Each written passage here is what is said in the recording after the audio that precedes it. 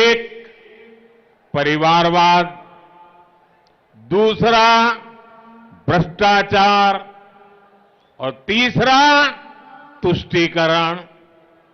इन परिवारवादी पार्टियों के संरक्षण में भ्रष्टाचार फलता है, फूलता है और अवसर भी सिर्फ और सिर्फ नाते रिश्तेदारों को ही मिलता है।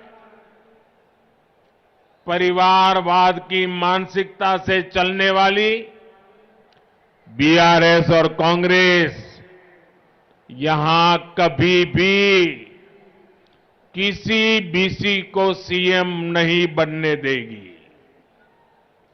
साथियों, ये एनडीए है, बीजेपी है, जो ओबीसी हितों का सबसे ज्यादा ध्यान रखती है, उन्हें सबसे ज्यादा प्रतिनिधित्व देती है।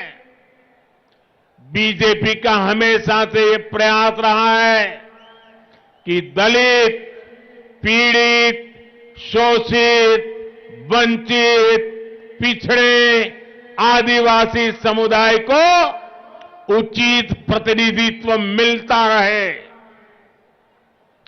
जब अटल बिहारी वाजपेयी की सरकार थी और हमें सेवा करने का मौका मिला तो एपीजे अब्दुल कलाम जी को हमने देश का राष्ट्रपति बनाया।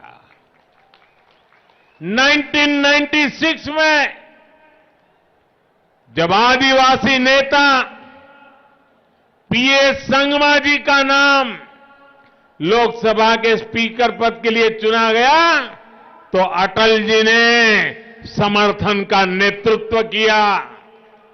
2012 में राष्ट्रपति चुनाव में भी बीजेपी ने पीएस संगमा जी के नाम का समर्थन किया। एनडीए ने ही जीएमसी बाल योगी जी को स्पीकर पद के लिए नामित किया था, जो देश के पहले दलित लोकसभा अध्यक्ष बने थे।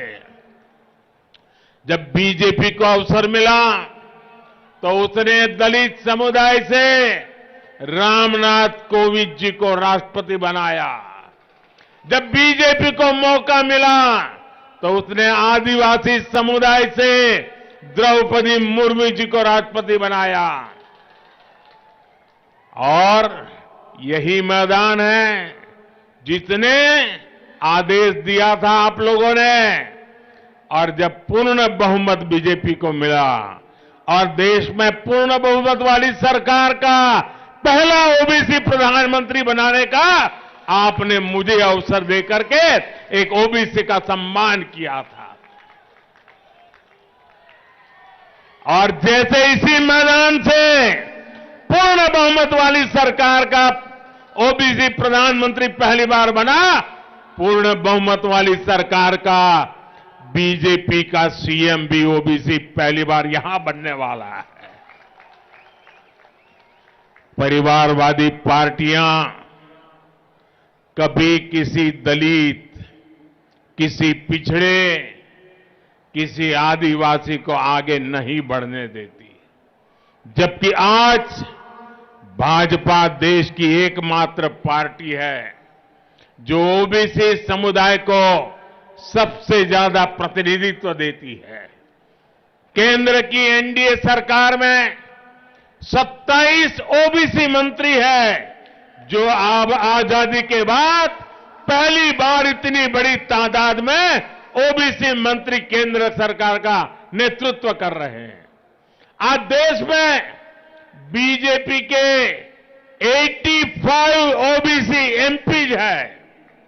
आज देश में बीजेपी के 365 ओबीसी विधानसभा सदस्य है। आज देश में बीजेपी के 65 ओबीसी विधान परिषद सदस्य है। तेलंगाना में भी बीजेपी अपने बीसी साथियों के हितों को सबसे ज्यादा ख्याल रख सकती है, कोई और पार्टी नहीं कर सकती। आप लोग खुद साक्षी हैं कि यहां तेलंगाना में बैकवर्ड क्लास को आगे बढ़ने के लिए सही संसाधन नहीं दिए जाते।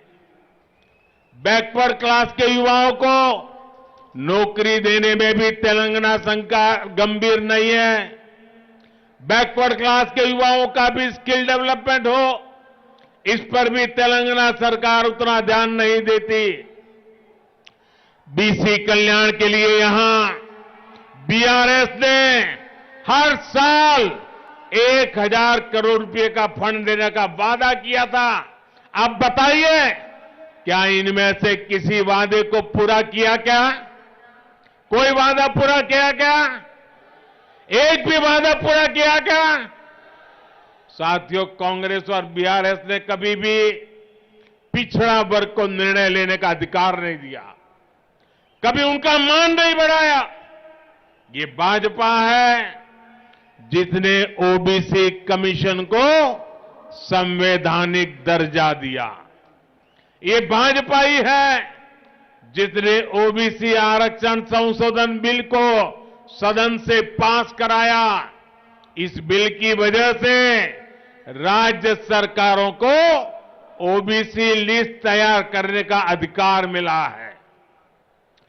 ये भाजपा ही है जिसने मेडिकल और डेंटल कॉलेजों में ओबीसी के लिए 27% रिजर्वेशन को लागू किया।